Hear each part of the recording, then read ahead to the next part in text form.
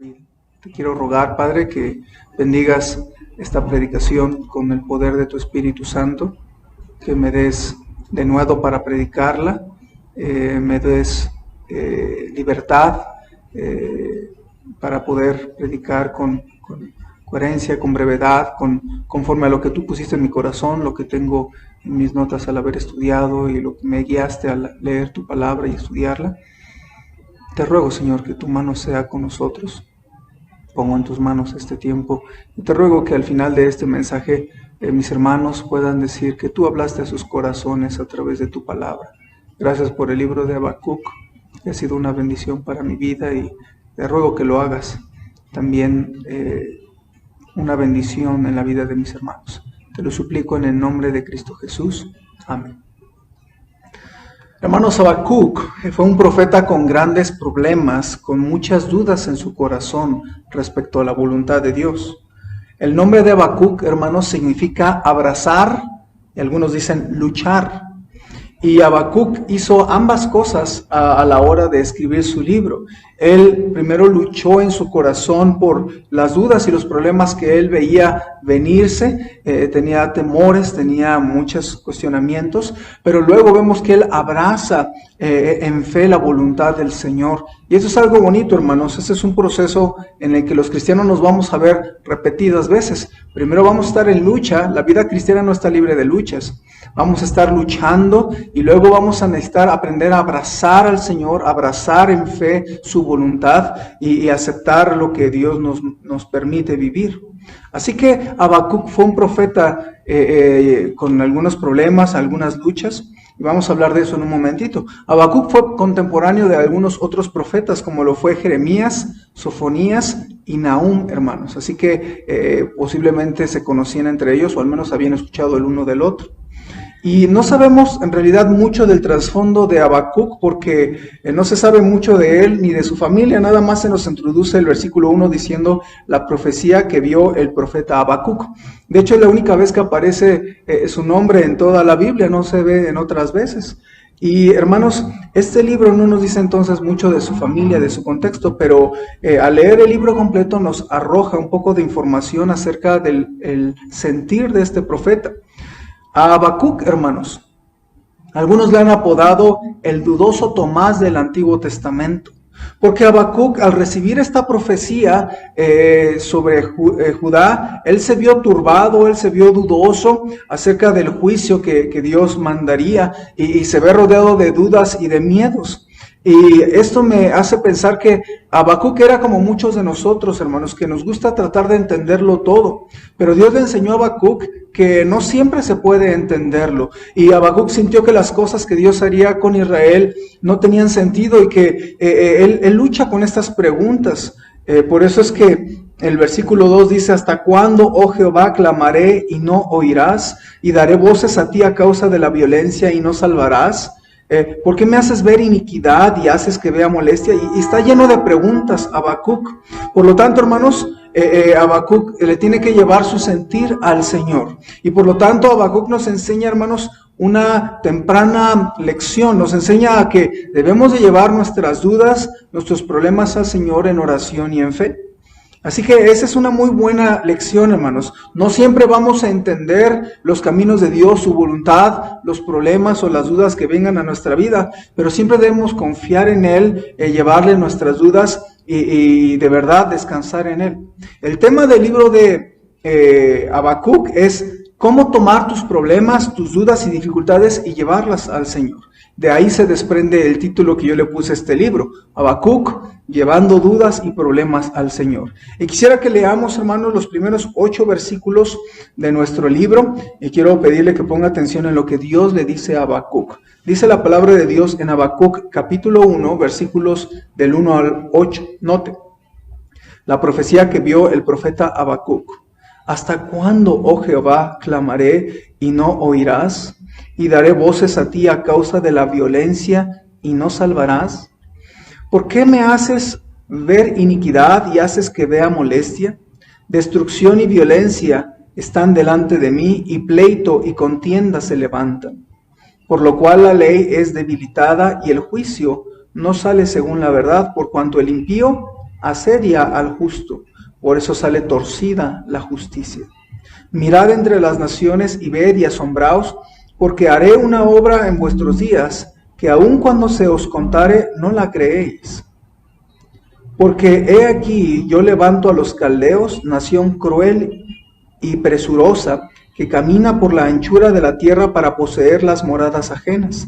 Formidable es y terrible, de ella misma procede su justicia y su dignidad. Sus caballos son más ligeros que leopardos y más feroces que lobos nocturnos, y sus jinetes se multiplican. Vendrán de lejos sus jinetes y volarán como águilas que se apresuran a devorar.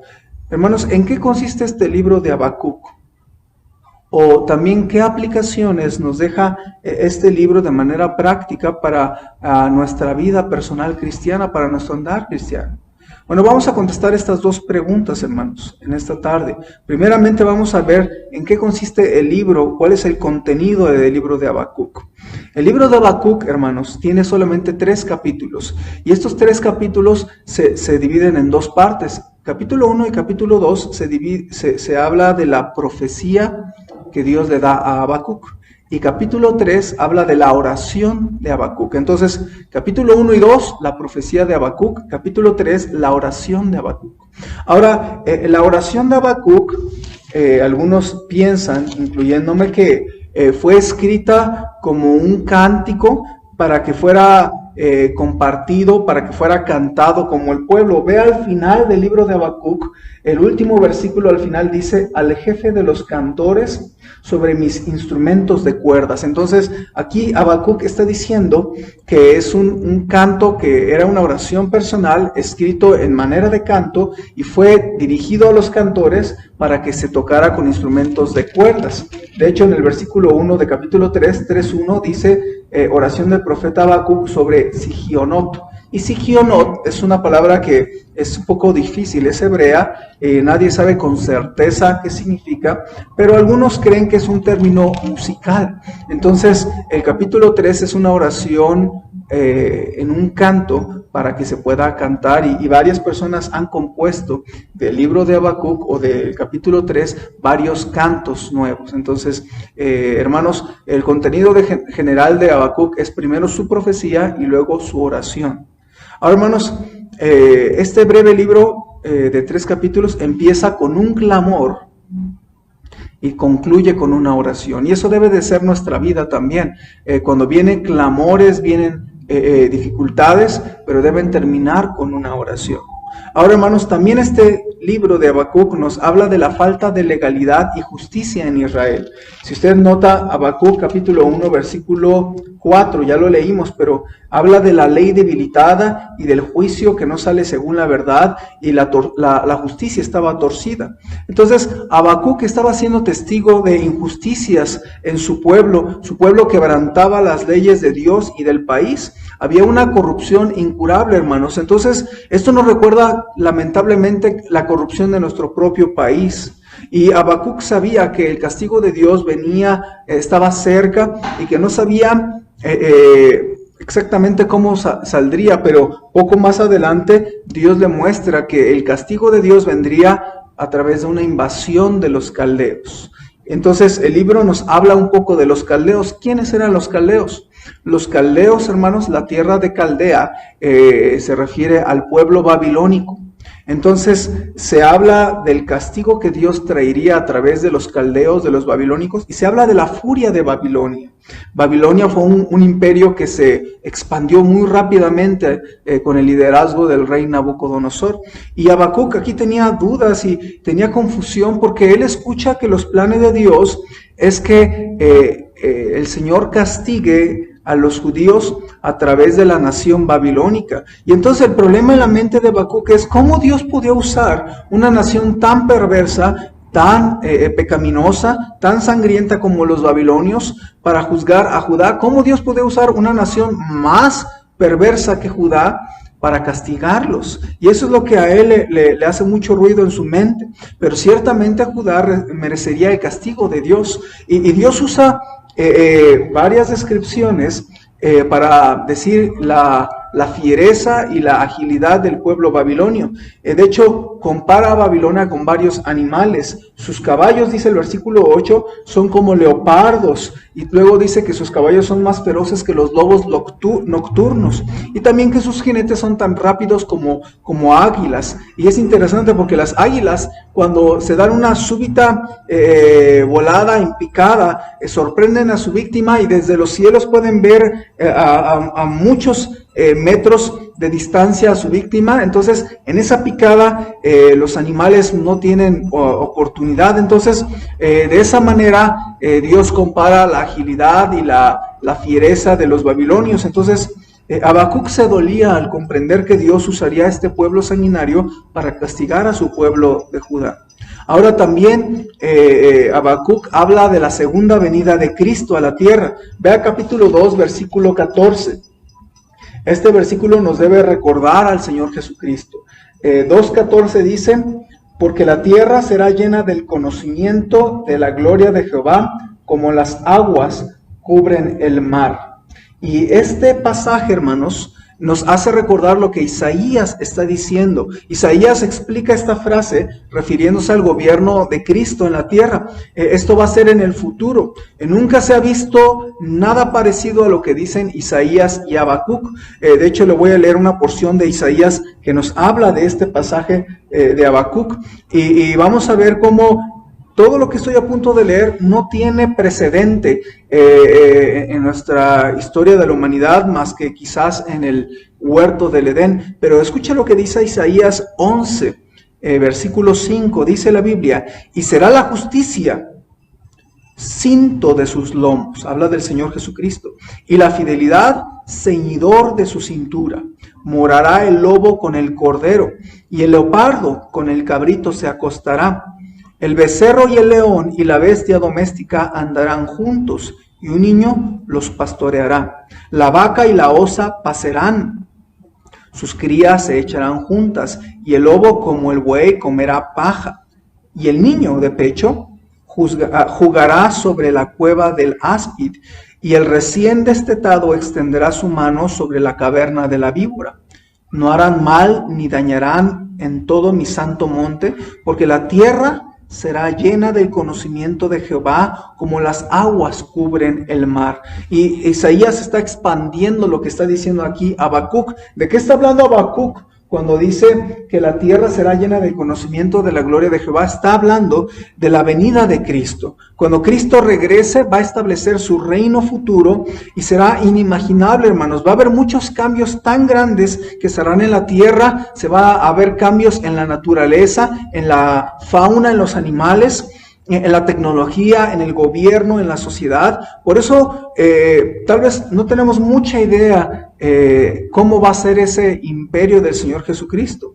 Pero por eso, por lo poquito que leemos, hermanos, en Isaías, en Habacuc y en otros libros de la segunda venida de Cristo, del reino de Cristo, los cristianos no tenemos nuestra esperanza en que la humanidad mejore mucho, de que los gobiernos mejoren mucho.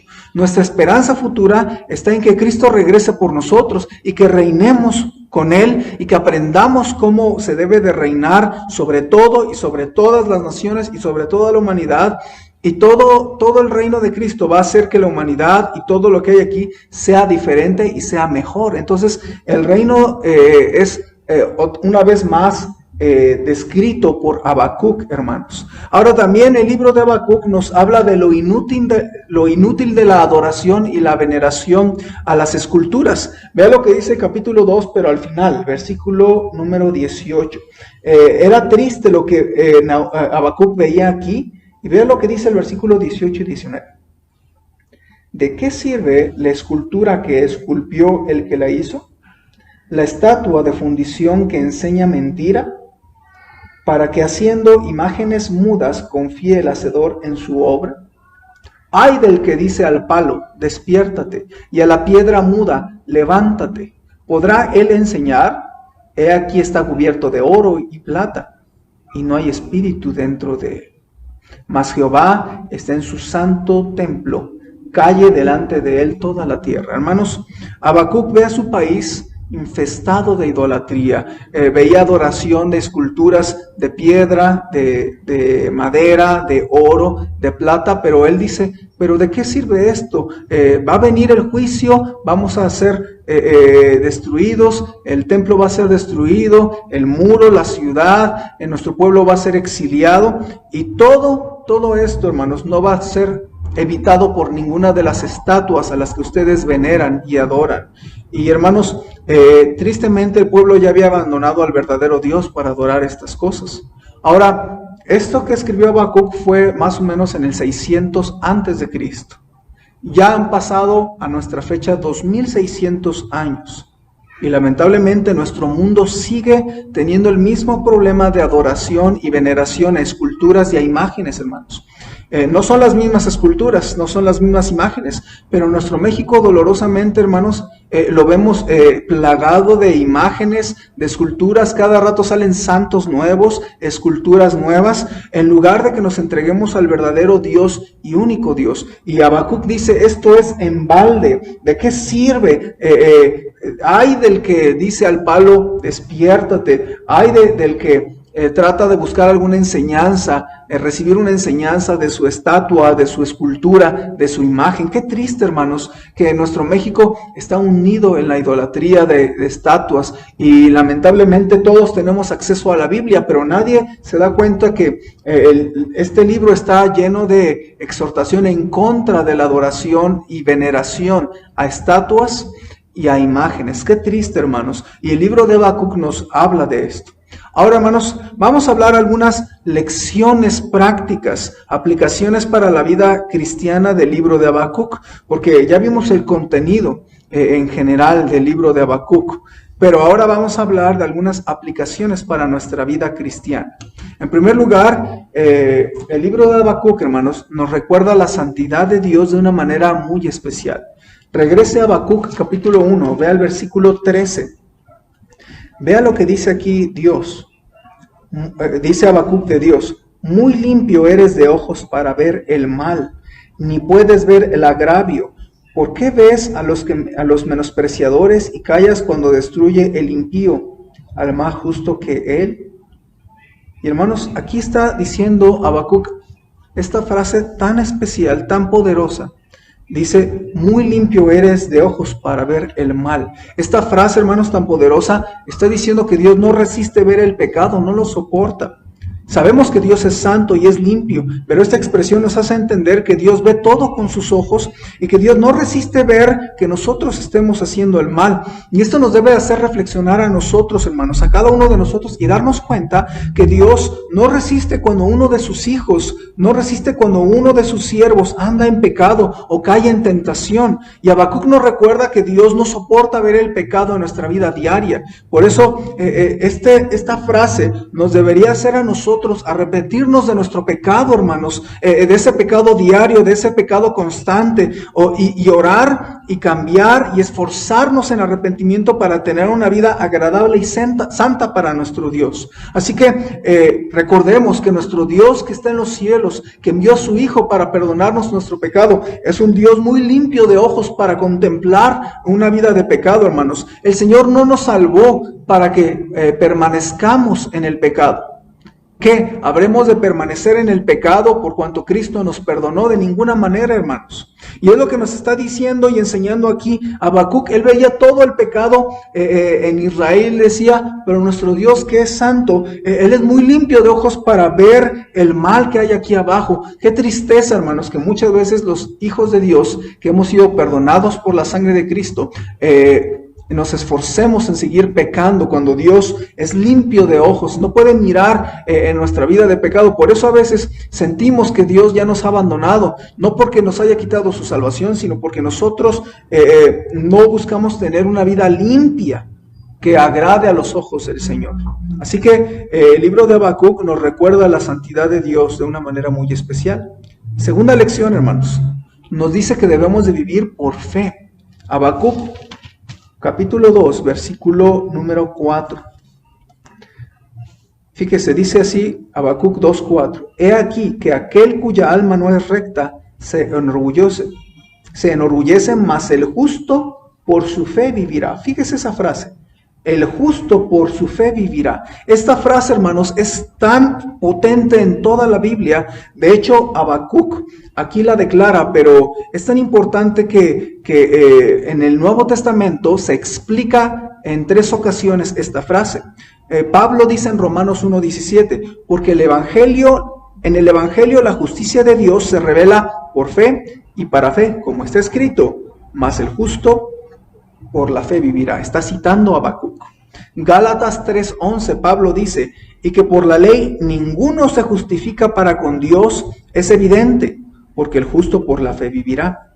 Y luego Hebreos, el escritor de Hebreos, en Hebreos 10:37-38 dice, porque aún un poquito, y el que ha de venir vendrá y no tardará, mas el justo vivirá por fe, y si retrocediere no agradará a mi alma. Hermanos, este libro de Habacuc nos da esta frase que algunos la toman como el tema del libro o la frase más importante del libro de Habacuc. Mas el justo por su fe vivirá. Y hermanos, 3 versículos del Nuevo Testamento lo explican, y nos está explicando el Nuevo Testamento esta frase, que por la fe se recibe a Cristo como único y suficiente Salvador. Pero también el Nuevo Testamento en Hebreos explica que también por la fe debemos de vivir cada día, enfrentar cada batalla con fe, apaciguar nuestras dudas con fe, tumbar las turbaciones por fe, vencer las tentaciones por fe. Entonces, el Nuevo Testamento nos explica que vivir por fe es recibir a Cristo por fe, pero también vivir cada día por la fe en el Señor Jesucristo. La vida cristiana se inicia por fe, pero se continúa por fe, hermanos. Alguien dijo, Dios nos llama a la salvación a través de la fe y nos llama a vivir por la fe. Así que este libro nos recuerda que debemos de vivir por fe, hermanos, que cada día uno no vive por vista, no andamos por vista, sino por fe. Hermanos, esta enseñanza se nos debe quedar en el corazón en medio de los problemas que hay ahorita en la pandemia. Debemos de vivir por fe agarrados del Señor. Una tercera aplicación, hermanos, es que Habacuc nos da razones para la abstenencia del alcohol. Hoy muchos cristianos tienen problemas con el alcohol, hermanos. Algunos incluso dicen que los pastores y los diáconos tienen permitido tomar vino y lo justifican diciendo que Jesús convirtió el agua en vino. Toman algunos versículos de las cartas de Pablo para decir que uno puede tomar. Le dio permiso Pablo a Timoteo para usar un poco de vino, y usan esta gente versículos para excusar o justificar su pecado del alcoholismo, cuando la Biblia nos enseña la abstinencia completa del alcohol. Por ejemplo, hermanos, déjenme darle algunas citas. Proverbios 20:1 dice, el vino es escarnecedor, la sidra alborotadora, y cualquiera que por ellos hierra no es sabio. Proverbios 23:20 también nos dice, no estés con los bebedores de vino, ni con los comedores de carne, porque el bebedor y el comilón empobrecerán, y el sueño hará vestir vestidos rotos. También Proverbios 23:29 nos dice varios versículos ahí. ¿Para quién es el ay? ¿Para quién el dolor? ¿Para quién las rencillas? ¿Para quién las quejas? ¿Para quién las heridas en balde? ¿Para quién lo amoratado de los ojos? Para los que se detienen mucho en el vino. Para los que van buscando la mistura. No mires al vino cuando rojea, cuando resplandece su color en la copa, se entra suavemente. Entonces, la Biblia nos habla acerca de la abstinencia del alcohol, hermanos. Un cristiano no puede tomar ningún tipo de alcohol en ninguna medida. Pero Habacuc nos recuerda, hermanos, que él está a favor de la abstinencia del alcohol y nos da algunas razones. El alcohol provoca traiciones, dice Habacuc. Lo que nunca haríamos en nuestro sano juicio, podríamos hacerlo bajo los efectos del alcohol. Por ejemplo, Habacuc 2:5. Fíjese lo que dice Habacuc, nos da una razón para estar en contra del alcohol. Dice, y también el que es dado al vino es traicionero, hombre soberbio que no permanecerá. Ensanchó como el Seol su alma, y es como la muerte, que no se saciará. Antes reunió para sí todas las gentes y juntó para sí todos los pueblos. Hermanos, un cristiano podría traicionar a su esposa y caer en adulterio estando alcoholizado. De hecho, usted recuerda una historia en el Antiguo Testamento, en el libro de Génesis, de cómo Lot es embriagado por sus hijas y cometen incesto. Y posiblemente Lot nunca en su sano juicio se hubiera atrevido a tener intimidad con sus propias hijas. Pero estando alcoholizado cayó en esto. Y muchos cristianos pueden cometer errores y traiciones tremendas por estar alcoholizados. Esa es una buena razón para dejar de tomar. Pero también, hermanos, el cristiano puede caer en perversiones y hasta en acoso sexual al estar alcoholizado. Vea, Habacuc 2:15 nos da esta razón. Hay del que da de beber a su prójimo, hay de ti que le acercas tu hiel y le embriagas para mirar su desnudez. Lo que está diciendo es que los judíos se embriagaban unos a otros para mirar su desnudez. Esto habla de perversiones y de acoso sexual. Y hermanos, lo que está diciendo es que un cristiano podría caer en perversiones, podría caer en estas circunstancias debido al alcohol. Lo que nunca haría uno en su sano juicio, alcoholizado, uno se ve atarantado, se ve confundido y puede caer en pecados. Por eso Habacuc nos da buenas razones para recordar la abstinencia del alcohol. Y para los cristianos, hermanos, debemos recordar esto. Ponga su vara alta, su medida, su estándar es que Dios enseña la abstinencia del alcohol.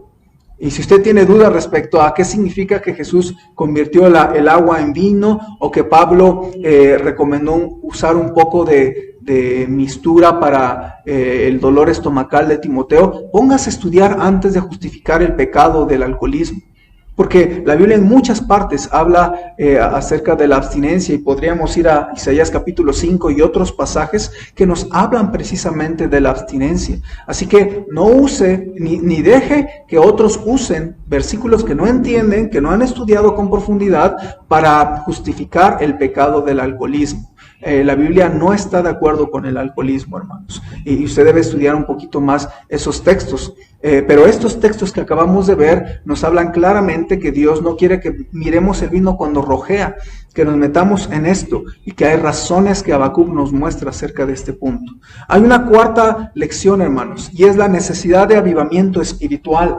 Esta necesidad es muy clara. Habacuc nos dice en el capítulo 3, vea lo que dice versículo 1 y versículo 2. Oración del profeta Habacuc sobre Sigionot.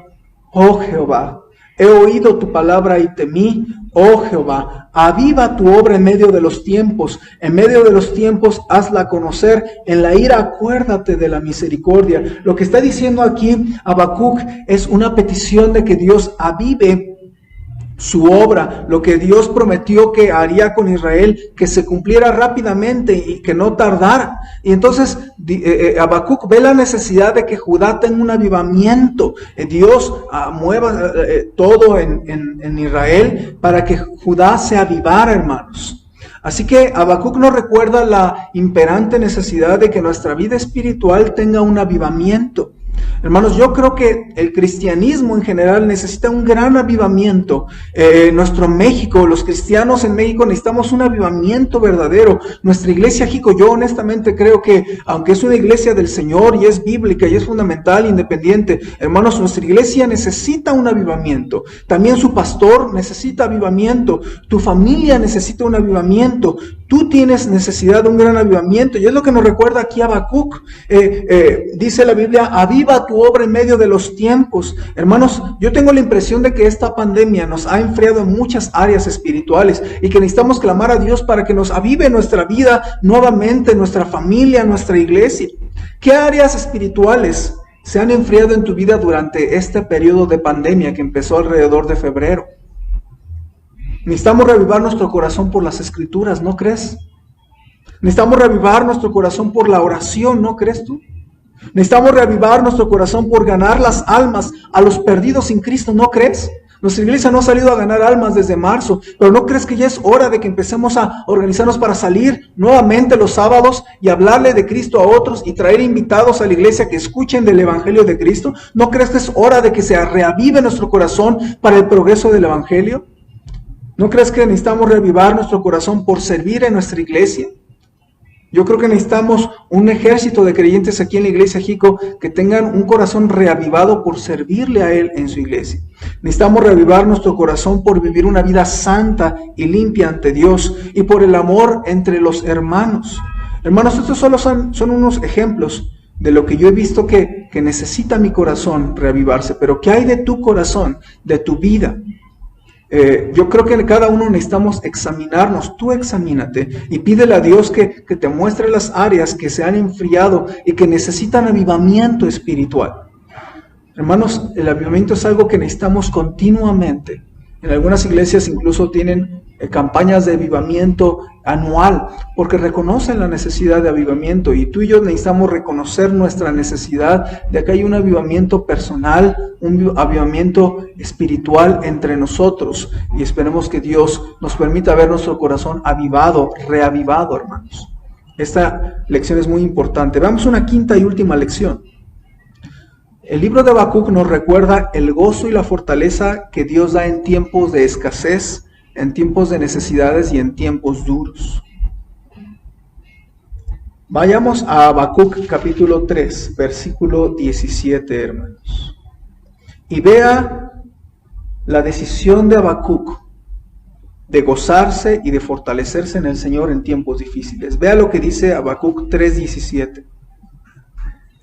Aunque la higuera no florezca, ni en las vides haya frutos, aunque falte el producto del olivo, y los labrados no den mantenimiento, y las ovejas sean quitadas de la majada, es decir, sean robadas, y no haya vacas en los corrales, con todo yo me alegraré en Jehová, y me gozaré en el Dios de mi salvación.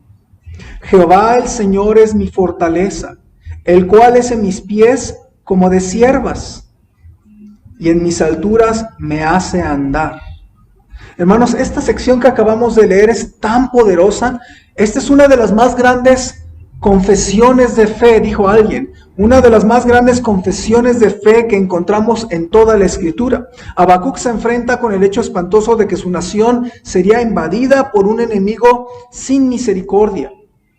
El profeta sabe que mucha de la gente irá al exilio y muchos serían asesinados, que la tierra sería reducida a ruinas y Jerusalén y el templo serían destruidos. Aún así dice él que él le dice a Dios que él confiaría en él, no importando lo que pasara. Hermanos, Habacuc decidió que se gozaría en Dios aún en los tiempos difíciles. Esto es extraño para el mundo, porque el mundo cree que la tranquilidad y la alegría y el gozo vienen con la ausencia de problemas. Y hermanos, eso no pasa.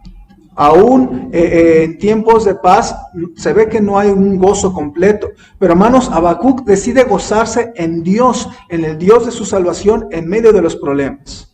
El gran predicador británico G. Campbell Morgan dijo: nuestro gozo es en proporción a nuestra confianza, y nuestra confianza es en proporción a nuestro conocimiento de Dios. Hermanos, el gozo no viene de que tú no tengas problemas. El gozo no va a venir cuando se te quiten los problemas, que es muy dudoso que ocurra. Hermanos, nuestro gozo viene de Dios. Nuestro gozo viene de descansar en el Señor. Por eso aquí Habacuc nos da una grande lección. Con todos los problemas, dice el versículo 18, yo me alegraré en Jehová y me gozaré en el Dios de mi salvación. Hermanos, mientras Dios esté en el trono, tú te puedes gozar en Él. Mientras tú pongas en las manos de Dios tu vida, tú puedes gozarte de que Él va a estar contigo. Dios no siempre cambia las circunstancias, pero Él puede cambiarnos a nosotros para enfrentar las circunstancias. Eso es lo que significa vivir por fe, dijo alguien. Hermanos, Habacuc compara la fortaleza de Dios en los problemas con unos animales. No nada más Habacuc dice que Dios es su gozo, sino también Habacuc dice: Dios es mi fortaleza. Ve el versículo número 19. Dice: Jehová el Señor es mi fortaleza. Y luego se compara a Él con un animal. Ahí dice, con ciervas, con estos animalitos. Dice: el cual hace mis pies como de ciervas, y en mis alturas me hace andar. Hermanos, las ciervas monteses en Israel son un animal muy especial porque tienen tal equilibrio en sus pezuñas que pueden pararse y escalar sobre empinadas montañas en ángulos casi rectos, hermanos. Un resbalón puede ser fatal, pero es muy interesante que Habacuc piensa en estas ciervas monteses y dice, ¿cómo es posible que ellas puedan escalar, caminar, estar erguidas sobre estas montañas tan empinadas? Y él dice, así es Dios mi fortaleza. Mientras que un resbalón puede ser fatal. Es interesante que los pies de las ciervas son tan especiales y tan antiderrapantes, diríamos hoy, que se les permite estar firmes en su andar, aunque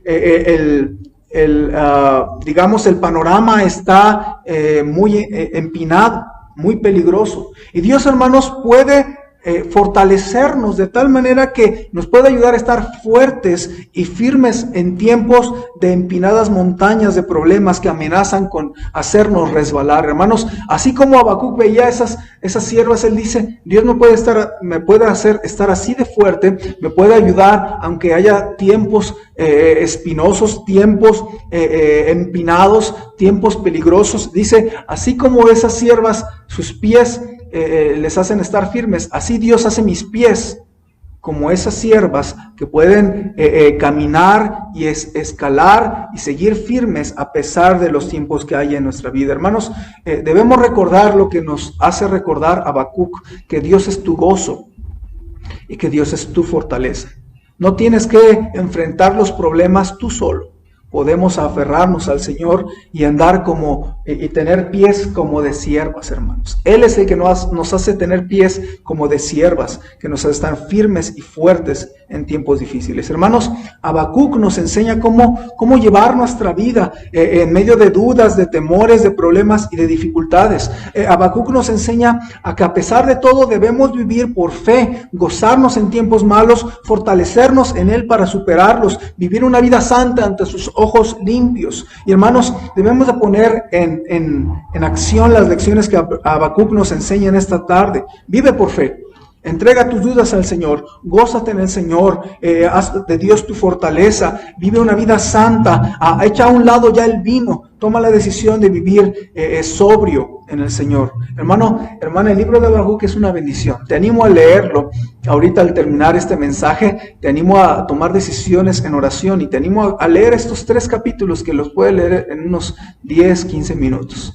Vivamos en el Señor, hermanos. Y si hay algunas dudas, hay batallas, confusiones, llevémoslas al Señor en oración, como nos lo enseñan profeta Habacuc y varios libros más de la Biblia. Vamos a orar para terminar, hermanos. Señor, ayúdanos a vivir una vida limpia, una vida santa. Ayúdanos a vivir una vida sin alcohol.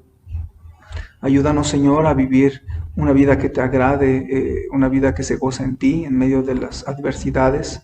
Y, Señor, ayúdanos a poder también fortalecernos y que hagas nuestros pies firmes como los de las ciervas antiderrapantes que están firmes en las empinadas montañas de Israel. Bendice a mis hermanos. Tú sabes cómo has hablado a sus corazones. Ayúdalos a llevar acción de estas aplicaciones. Te lo suplico en el nombre de Cristo Jesús. Amén. Hermanos, les amamos. Estamos en contacto. Recuerden que los miércoles ya abrimos. Los domingos ya abrimos también a las 11, aunque les pedimos llegar unos 30 minutos más antes con el fin de poder sanitizar, acomodarlos, tomarle la temperatura, y pronto vamos a abrir Ganar Almas y los domingos por la tarde. Hermanos, les amamos, sigamos levantándonos. La Iglesia Jico ya sobrevivió la pandemia, pero ahora es necesario que podamos crecer, elevarnos y regresar a las actividades que teníamos para poder crecer en el Señor, tanto espiritualmente como numéricamente. Dios les bendiga mucho, mis hermanos.